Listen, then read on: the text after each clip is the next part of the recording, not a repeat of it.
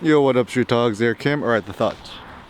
The intrinsic joy of photographing. So, I think there's something we kind of forget along the way, is that photography, there is an intrinsic joy associated with photography, like photographing things for the sake of photographing it, that doesn't require any sort of explanation or social validation or likes and stuff like that.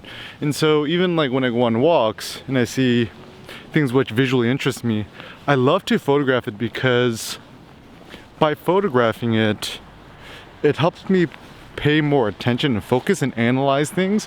So it's almost kind of like a meta-analysis, is that when I see something like, you know, shape, forms, geometry, shapes of buildings, stuff like that, that I find interesting, by photographing it and trying to compose it and frame it, I'm trying to like better understand and add coherence to it, and to figure out also maybe why I consider it so beautiful.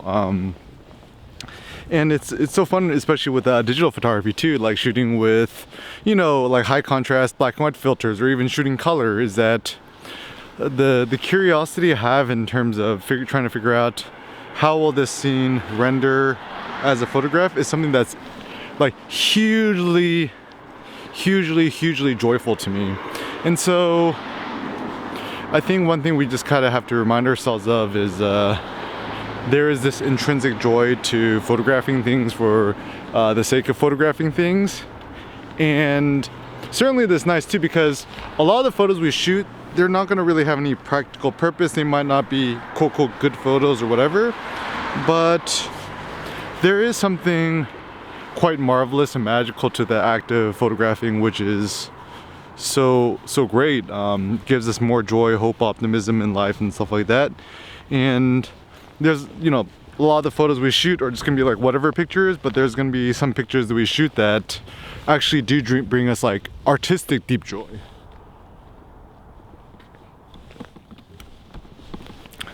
So I guess the takeaway point is, even if you don't have to allow yourself to just shoot a bunch of random photos, whether it be on your phone, your Ricoh, your Lumix, Fuji, Sony, whatever. I generally recommend shooting small JPEG, because it just kind of helps simplify your artistic workflow. I find that shooting RAW to be too time consuming and cumbersome, and kind of impedes the creative flow. So the more you could walk around, think, see, wonder, observe,